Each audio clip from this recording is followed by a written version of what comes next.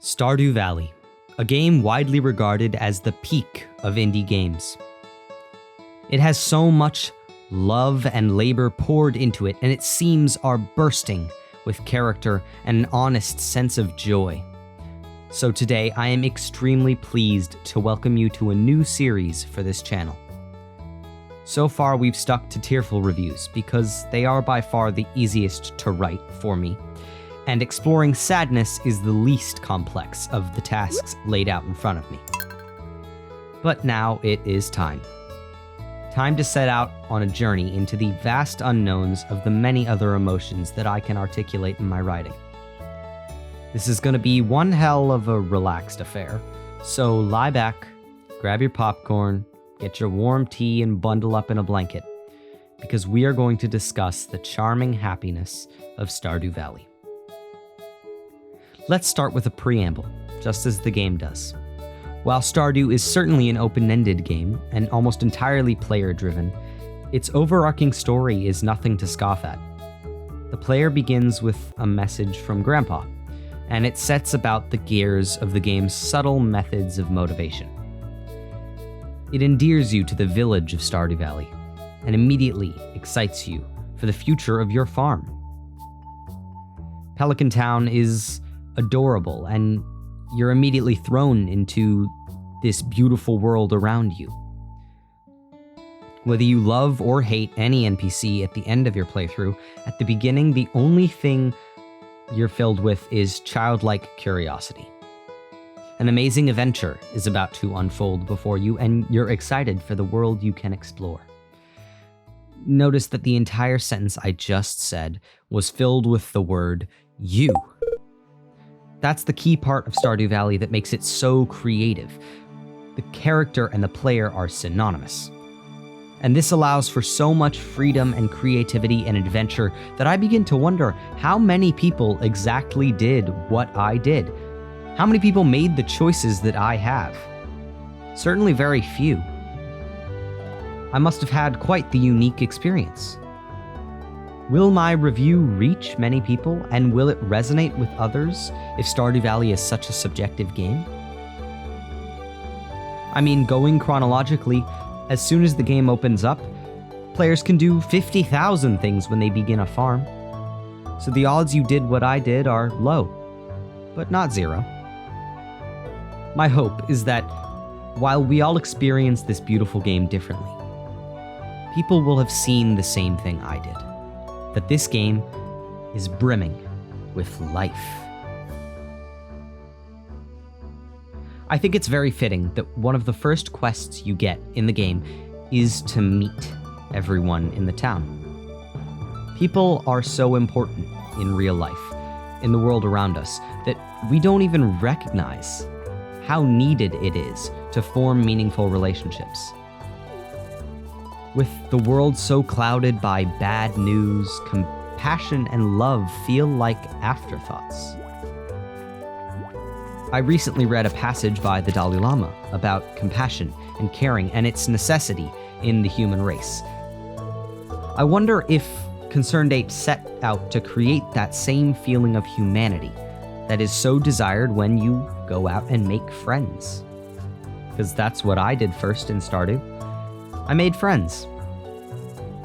Sure, spring is a beautiful season and plenty of flowers abound in the game, but the first thing I sought out were the people around me. Pierre at the general store, Gus manning the tavern, Abigail glumly complaining about the day, Leah painting in her backyard. I quickly learned that these people were ones I needed to be friends with and spend time with, because they could help me become a better person, and I could do the same for them. And the game helps to enforce this, with each character having a unique set of cutscenes, gifts, letters, and events that they can present you with to show who they are. What interests me is that even without this incentive, at the very opening of the game, I still wanted to learn all about them. To pay due respect to this game, I'm going to talk about each and every character I can, and illustrate the merits of their existence and what they bring to the game, because I do believe they are all important.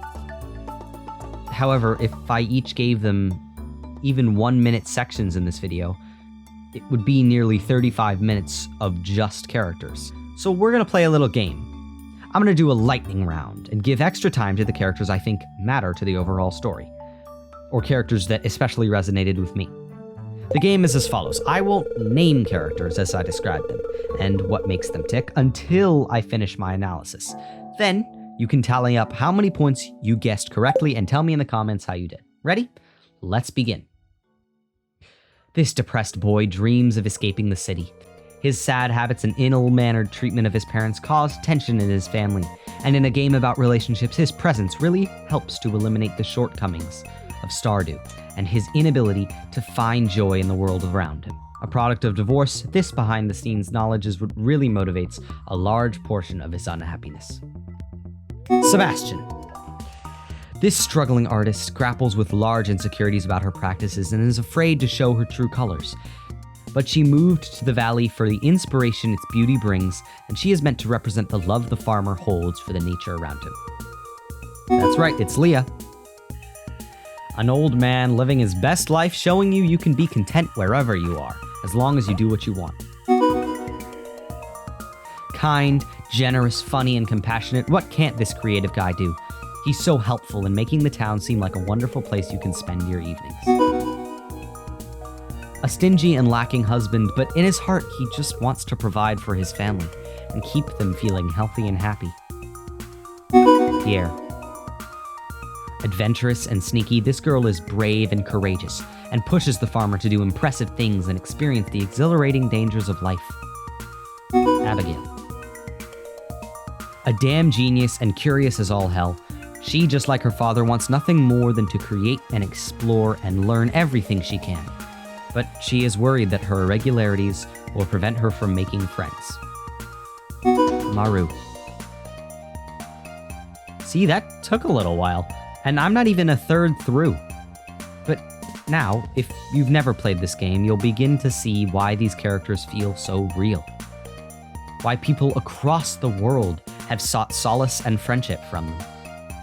They are, at their core, very human. Flawed, just like the rest of us. They are all trying their best to manage the lot that life has dealt them. Robin and Demetrius struggling to help Sebastian. Kent and the havoc his PTSD wreaks upon his family. Even the loneliness experienced by Krobus alone in the sewers. Each of the people in the game are so rich with emotion and realism that they all evoke a great deal of empathy. And it makes me so happy just to spend time with them. And so the glittering and gorgeous result is a heavy feeling of presence, as if each of them lives a life outside of the game. That even when you turn your computer off and head to bed, they are still out there trudging away in their lives. Evelyn and George, Linus, Pam, Penny, Marnie, and many more.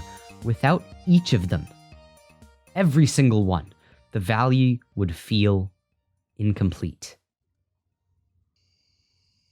But they all breathe life with their own story into the player's lungs, giving them the motivation to explore more and help others and farm, for God's sakes. If nothing else, Stardew Valley teaches us to care.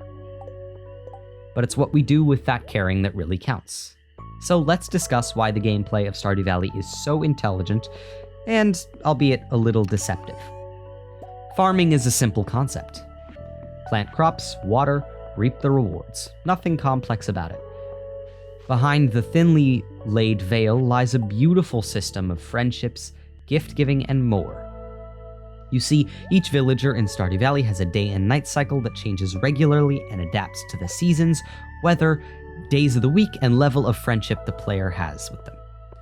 Each day in Stardew Valley often begins with farming, crop tending, animal care, and checking the bulletin, which is a set of tasks that the player can complete for rewards and friendship with the villagers.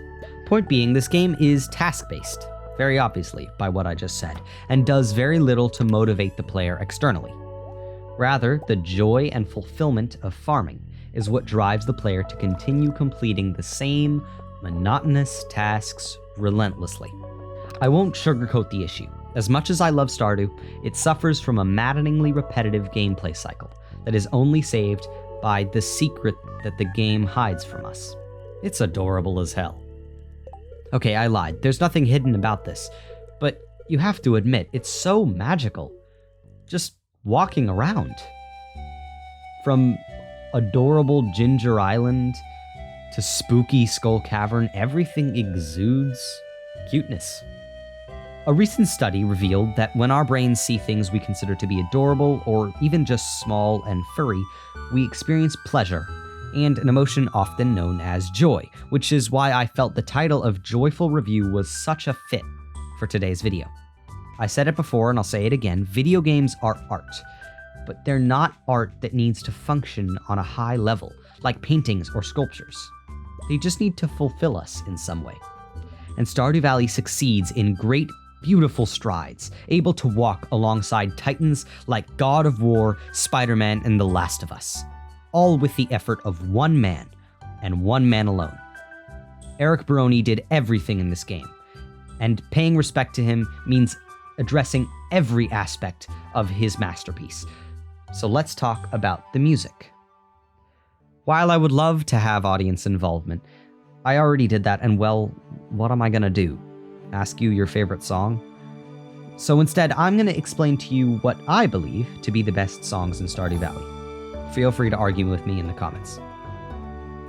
Starting off strong, the best song in Stardew Valley is It's a Big World Outside.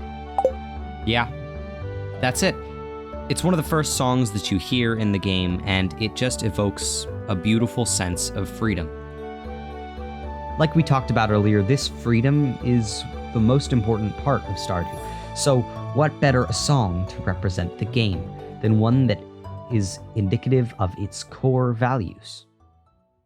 Moving forward, nature's crescendo kills at introducing you to the new season and the new beauty and wonders to experience and explore. It bounces and pops to the steps of your character as you journey into town to buy new seeds that Pierre sells, as you make more steps along your journey to Blease's haunting. It's the end of summer. Whenever my summer ends, I get a wistful feeling, as if I'm excited to see people again, because I'm returning to school, but I'm not really ready for everything to be over. Moonlight Jelly chimes with perfection and pushes you into the beautiful nature that you can experience. The keys plunk along as you watch the gorgeous beings of light float through the waters you fished in hundreds of times, and you know fall is right around the corner. This might be strange, but I'm not going to pick a song from fall. For me, fall reminds me of warm hot chocolate and sitting alone in my room writing. It reminds me of schoolwork and friends and the nice things that we don't get to do when everything is warm. But I've lived in Santa Cruz my whole life. I'm not really used to an orange and gray autumn. So instead of attributing any credit to autumn, I'd like to say how much I love the songs in winter. Oh, don't get me wrong, it's my least favorite season in the game. It's so cold and dreary and you can't even farm, but the wind maybe still is incredible. It gets you excited, and I don't understand quite how it does, but I have to acknowledge its beauty. Let's finish this off with some final words. Yes, Stardew Valley is not a perfect game, but no game is perfect, and that's the thing about video games that I love so much. They are reflective of people. I'm not perfect. No one I know is, and everyone has problems. That's not to say that yours aren't important. Of course they are. But just like Sebastian learns to love his family and still be independent, just like Maru learns to express herself freely and appreciate her own being, just like Alex recovers from the death of his parents and Shane overcomes depression and alcoholism, you too will get through the hardships of your life.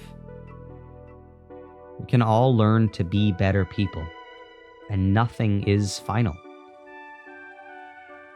I hope you take the lessons that Stardew Valley teaches, like compassion, honesty, love, and self-betterment, and apply them to your own life. Pursue your dreams like Sam. Conquer your fears like Harvey. And shine light into the world like Penny. Thank you so much for watching, and good night.